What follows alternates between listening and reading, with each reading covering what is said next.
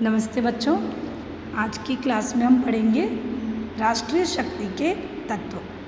राष्ट्रीय शक्ति के तत्व क्या है, इसका हमने संक्षिप्त में पिछली क्लास में पढ़ा था। तो एक राष्ट्र को शक्तिशाली बनाने में किसी एक तत्व का निरपेक्ष रूप से योगदान नहीं होता है, वरन विभिन्न तत्व मिलकर समन्वित रूप से किसी देश की राष्ट्रीय शक्ति का निर्धारण करते हैं। तो यहाँ पर आज हम राष्ट्रीय शक्ति के विभिन्न तत्वों का विवेचन करेंगे बच्चों। विभिन्न तत्व है राष्ट्रीय शक्ति के, जिसमें गैर मानवीय तत्व, विद्वानों ने गैर मानवीय तत्व भी बताए हैं और मानवीय तत्व भी बताए हैं। तो उसमें हम एक कॉमन रूप में राष्ट्रीय शक्ति को निर्धारित करने वाले तत्व पढ़ेंगे कि एक देश की राष्ट्रीय शक्ति का निर्धारण करने में किन किन तत्वों का योगदान रहता है। कोई तत्व कम महत्वपूर्ण होता है, कुछ तत्व बहुत ज़्यादा अधिक महत्वपूर्ण होते हैं किसी देश की राष्ट्रीय शक्ति का निर्धारण करने में। तो उन तत्वों में सबसे पहले हम पढ़ेंगे भूगोल। तो किसी भी राष्ट्रीय शक्ति के किसी भी देश की राष्ट्रीय शक्ति के निर्धारक तत्वों में सबसे पहले जो महत्वपूर्ण तत्व है भूगोल है, और वो स्थायी तत्व है। भूगोल जो है वो किसी राष्ट्र की एक भौगोलिक जो स्थिति है उसका निर्धारण करता है, और यह तत्व जो है राष्ट्रीय शक्ति का, यह तत्व यह मानकर चलता है कि एक देश की विदेश नीति का निर्धारण उस देश की भौगोलिक स्थितियों या भौगोलिक प्रभाव से होता है। तो इस प्रकार हम देखें कि एक भूखंड में एक देश के भूभाग में उसकी सामाजिक, राजनीतिक, आर्थिक परिस्थितियाँ किस प्रकार की, वो सब भौगोलिक अध्ययन में आता है। तो भूगोल जो है एक महत्वपूर्ण तत्व है। भूगोल में हम देखें तो किसी देश का क्षेत्रफल, उसकी जलवायु, उसकी स्थलाकृति और उसकी अवस्थिति कैसी है, मतलब वो कहाँ पर स्थित है, उसका भौगोलिक वातावरण कैसा है, इसका हम अध्ययन करेंगे भूगोल में। तो भूगोल में सबसे पहले क्षेत्रफल। तो किसी भी देश की भूमि का आकार उस देश के लिए उसकी शक्ति का निर्धारक माना जाता है। तो ऐसे माना जाता है कि जो देश जितना बड़ा आकार में होगा, क्षेत्रफल में होगा, वो सुरक्षा की दृष्टि से वो उतना ही शक्तिशाली देश माना जाता है।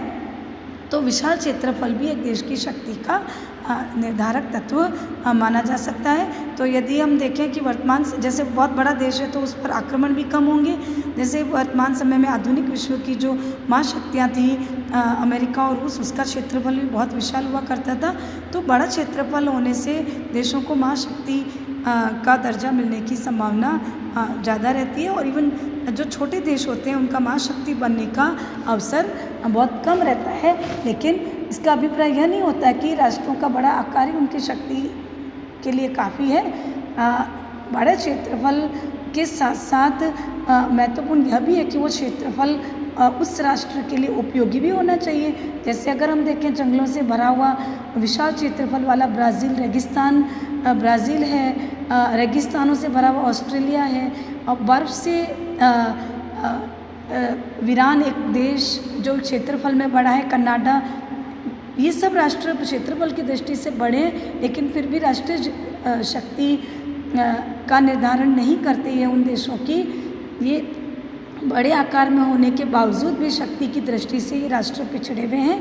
तो इस प्रकार अगर विशाल क्षेत्रफल की हम बात करते हैं तो हमारा अभिप्राय यही होता है उस विशाल क्षेत्रफल में उस देश में कृषि योग्य भूमि होनी चाहिए, कच्चे माल की पर्याप्त मात्रा या अधिकता होनी चाहिए, विविधता होनी चाहिए, और उसका अधिक जनसंख्या हो, लेकिन साथ ही जनसंख्या का पालन करने की क्षमता भी उस राष्ट्र में होनी चाहिए। इस प्रकार का क्षेत्र एक राष्ट्र की शक्ति का निर्धारण करता है। केवल विशाल क्षेत्रफल होने से कोई राष्ट्र शक्तिशाली नहीं हो जाता। जैसे एग्जाम्पल के तौर पे 1905 में जापान जैसे छोटे से देश ने रूस जैसे विशाल क्षेत्रफल वाले देश को पराजित कर दिया था। तो इस प्रकार हम देखें कि क्षेत्रफल का महत्व वर्तमान समय में जब इतना टेक्निकली विश्व आगे बढ़ रहा है तो उसमें वो ज़्यादा मायने नहीं रखता है, क्योंकि आज विभिन्न तरह की नई तकनीक का जो विकास हो रहा है उसमें इस तरह की बातें ज़्यादा मायने नहीं रखती।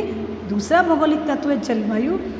तो राष्ट्रीय शक्ति के निर्माण में जलवायु का भी एक महत्वपूर्ण स्थान रहा है बच्चों। तो जलवायु में हम देखें कि प्राचीन काल में हम देखें तो उस देश की सभ्यता ज़्यादा उत्कृष्ट हुआ करती थी, जहाँ मौसम जो है एक विशिष्ट प्रकार का हुआ करता था। तो इस प्रकार हम देखें तो जलवायु भी किसी राष्ट्र की शक्ति के निर्धारण में योगदान देती है। जैसे कि हम देखें कि विश्व के बड़े राष्ट्रों का जो विस्तार है वो बहुत हद तक मौसम के द्वारा निर्धारित होता है। जलवायु एक महत्वपूर्ण भौगोलिक तत्व है जो किसी भी देश के उत्पादन पर, उसके स्वास्थ्य पर, उसके राष्ट्रीय चरित्र पर महत्वपूर्ण प्रभाव डालता है। तो एक भौगोलिक राजनीति की दृष्टि से अगर विद्वान विश्लेषण करते हैं तो यही कहते हैं कि कोई भी राष्ट्र महाशक्ति बनने की आकांक्षा तभी रख सकता है जबकि उसकी जलवायु समशीतोष्ण हो। तो समशीतोष्ण जलवायु एक राष्ट्र की शक्ति का निर्धारण करने में महत्वपूर्ण होती है। यह भौगोलिक तथ्य है। आज मान्य है कि आज के सभी शक्तिशाली राष्ट्र जो है वो शीतोष्ण कटिबंध में आते हैं। तो इस प्रकार हम देखें कि ठंडे जलवायु वाले जो देश हैं वो गर्म जलवायु वाले देशों की अपेक्षा अधिक कर्मठ और परिश्रमी होते हैं। और जलवायु की विषमता होने के कारण ही हम देखें तो सहारा, जिसका आकार अमेरिका से के बराबर है, वो वीरान रेगिस्तान है और वो मानव निवास के लिए एक अनुपयुक्त जगह भी है। तो इस प्रकार हम देखें अतिवृष्टि के कारण अमेज़न बेसिन भी एक अनुपयुक्त है जहाँ मानव निवास नहीं हो सकता। भारत की जलवायु हम देखें बच्चों तो अनावृष्टि और अतिवृष्टि भारत की जलवायु की मुख्य विशेषताएं हैं। इस कारण भारत थोड़ा सा उस दृष्टि से, अर्थव्यवस्था की दृष्टि से पिछड़ा हुआ है। तो इस प्रकार हम देखें तो मरुस्थलीय जो क्षेत्र होते हैं वो भी महाशक्ति के रूप में उनके उभरने की संभावना थोड़ी कम होती है।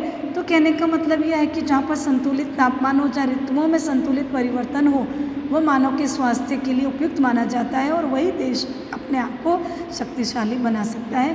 तो राष्ट्रीय शक्ति के संदर्भ में अगर हम जलवायु का अध्ययन करें तो जलवायु के महत्व को या प्रभाव को एक सीमित रूप में ही स्वीकार किया गया। एक सापेक्ष तत्व है, मतलब एक अकेला तत्व नहीं है जो किसी देश की राष्ट्रीय शक्ति का निर्धारण करता है। तो इस प्रकार वर्तमान वैज्ञानिक आविष्कारों के फलस्वरूप हम देखें तो आज जलवायु में भी बदलाव हो सकता है। गर्मी सर्दी की अधिकता को हम कम कर सकते हैं। जहाँ वर्षा कम है वहाँ कृत्रिम वर्षा भी हो सकती है। आज रेगिस्तानी इलाकों में भी अच्छी स्थिति है। तो इस प्रकार हम देखें तो जलवायु सापेक्ष महत्व रखता है। तीसरा भौगोलिक तत्व स्थल आकृति, यानी कि किसी भी देश की राष्ट्रीय शक्ति का निर्धारण करने में उस देश की स्थल आकृति भी महत्वपूर्ण होती है। स्थल आकृति मतलब कि राष्ट्र की जलवायु वहाँ की भू आकृति द्वारा निर्धारित होती है। और वो उस राष्ट्र की भू आकृति जैसे सर्दी, गर्मी, वर्षा, तापमान, वायु आदि सब कुछ किस तरह की स्थिति है वो स्थल आकृति निर्धारित करती है। तो स्थल आकृति में हम देखें तो उस राष्ट्र की प्राकृतिक सीमाएं आती है। वो राष्ट्र कितना नदियों से, पहाड़ों से, पर्वतों से, समुद्रों से या पानी से घिरा हुआ है। जितना वो नदियों, पहाड़ों, पर्वतों या पानी से घिरा हुआ होगा वो राष्ट्र उतना सुरक्षित माना जाता है। और जिन राष्ट्रों के बीच में नदी, पहाड़ आदि प्राकृतिक सीमाएं होती हैं और नेचुरल जो सीमाएं होती है उन राष्ट्रों के बीच सीमा विवाद भी कम होते हैं। तो इस प्रकार हम देखें स्थल आकृति जो है वो राष्ट्र की सीमाओं को सुरक्षित करने का काम करती है। जिससे भारत का हिमालय जो पर्वत है साइड में, हिमालय हमारी उत्तरी सीमा की सुरक्षा प्रहरी माना जाता है। तो इस प्रकार स्थल आकृति में बंदरगाह भी आते हैं जो किसी राष्ट्र को व्यापारिक दृष्टि से संपन्न बनाते हैं। तो इस प्रकार लेकिन आज विश्व चूँकि सिमट कर रह गया है, दूरियां नहीं रही है, तो स्थल आकृति का महत्व भी पहले की तरह नहीं है। आज कोई भी एरिया आज दुर्गम नहीं माना जाता है। आज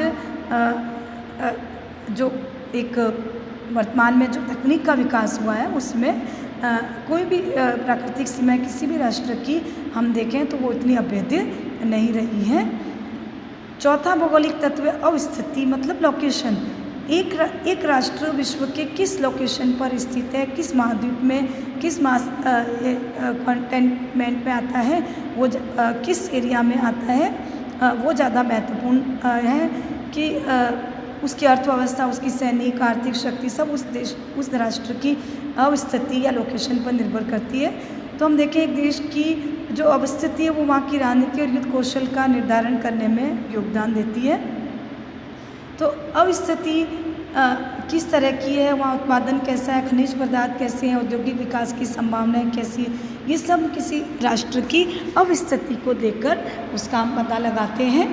तो इस प्रकार हम देखें कि ब्रिटेन, फ्रांस और अमेरिका अटलांटिक महासागर के बीच स्थित होने के कारण आज वो शक्तिशाली स्थिति में या लाभ की स्थिति में है, और अमेरिका जो है वह आर्थिक विकास करता रहा उस वजह से, और दोनों विश्व युद्धों में भी औद्योगिक क्षमता और उत्पादन की जो स्थिति थी उसने मित्र राष्ट्रों को विजयी बनाने में महत्वपूर्ण योगदान दिया। ब्रिटेन की द्वीपीय अलगाव ने भी उसको महाशक्ति विश्व में अपना महान साम्राज्य स्थापित करने में महत्वपूर्ण योगदान दिया। तो इस प्रकार अवस्थिति किसी देश की विदेश नीति का निर्धारण करने में भी महत्वपूर्ण भूमिका निभाती है, क्योंकि अवस्थिति से ही हमें एक भौगोलिक राजनीति का विश्व में चलन हुआ और विदेश नीति का निर्धारण भी वैसे ही हुआ। ऑस्ट्रेलिया ने अपनी स्थिति के कारण एक अलगाव की नीति अपनाई। स्विट्जरलैंड चारों ओर पहाड़ों से घिरा होने के कारण उसने एक अलगाव की स्थिति अपनाई। भारत ने भी एक गुटनिरपेक्षता की नीति अपनाई, तो वो भी अपनी अवस्थिति के कारण ही अपनाई। तो इस प्रकार हम देखें तो एक राष्ट्र की शक्ति का निर्धारण उस देश की अवस्थिति के द्वारा भी होता है। तो इस प्रकार हम देखें कि राष्ट्र की अवस्थिति राष्ट्रीय शक्ति पर किसी न किसी रूप में अनुकूल या प्रतिकूल प्रभाव डाल सकती है। अवस्थिति किसी राष्ट्र की अवस्थिति यह बताती है कि कोई राष्ट्र किस प्रकार की विदेश नीति को अपनाएगा, लेकिन यह तत्व भी एक सापेक्ष तत्व है। इसका हम अध्ययन इस एक अकेले तत्व के द्वारा किसी राष्ट्र की शक्ति का निर्धारण नहीं किया जा सकता है। तो इस प्रकार हम देखें कि भारत के पास पर्याप्त समुद्र भी है, चारों ओर समुद्र, तीनों साइडों से भारत 5 समुद्रों से घिरा हुआ है, लेकिन फिर भी भारत की नौसैनिक शक्ति इतनी पर्याप्त रूप से विकसित नहीं हो पाई है। तो इस प्रकार हम देखें कि भूगोल जो तत्व है वो अंतर्राष्ट्रीय राजनीति में या संबंधों में महत्वपूर्ण भूमिका तो निभाता है। पिछले वर्षों में हम देखें तो विभिन्न राष्ट्रों के राजनीतिक व्यवहार अंतर्राष्ट्रीय संबंधों की व्याख्या में विभिन्न भौगोलिक भविष्यवाणियों का प्रयोग किया गया। यह भविष्यवाणी भूगोलमूलक राजनीति या भू राजनीतिक भविष्यवाणी की तरह है।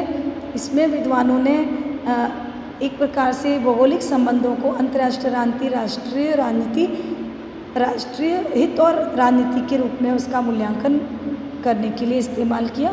तो इस प्रकार हम देखें कि जो राष्ट्र एक राष्ट्र जो विशाल क्षेत्रफल वाला है या फिर विशाल है, तो उसके लिए भविष्यवाणी जो भू राजनीतिक भविष्यवाणी है वह इस रूप में है कि स्थल और समुद्रों का खाका और उसकी सुविधाएं और उसकी सीमाएं यह निर्धारित करती है कि राष्ट्रों के भीतर जो राजनीतिक जो रिश्ते हैं वो किस प्रकार विकसित हुए हैं और भविष्य में भी वो रिश्ते इस प्रकार बनेंगे।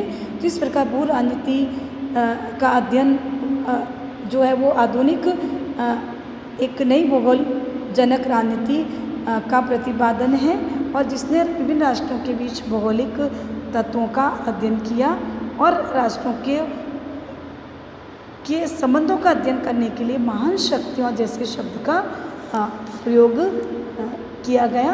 तो इस प्रकार भूगोल तत्व जो है, लेकिन वर्तमान में हम देखें बच्चों तो भूगोल तत्व का महत्व इतना नहीं रहा है। आधुनिक राजनीतिक विचारक भूगोलिक राजनीति को अंतर्राष्ट्रीय संबंधों के निर्धारण में स्वीकार नहीं करते हैं, क्योंकि वर्तमान में वैज्ञानिक और टेक्निकल आविष्कारों ने भूगोल का महत्व कम कर दिया है। वर्तमान आणविक अस्त्रों, प्रक्षेपास्त्रों, पनडुब्बियों के युग में जलवायु अवस्थिति का, लोकेशंस का महत्व घट गया है। शक्ति के रूप में भूगोल तत्व का महत्व सापेक्ष रूप में ही है, एक सहायक तत्व के रूप में ही है। लेकिन अंतर्राष्ट्रीय राजनीति के एक निर्धारक तत्व के रूप में हम देखें, राष्ट्रीय शक्ति के निर्धारक तत्व के रूप में देखें तो भूगोल का महत्व है, और एक भूगोल एक राष्ट्र की शक्ति या सामर्थ्य पर प्रभाव डालता है। धन्यवाद।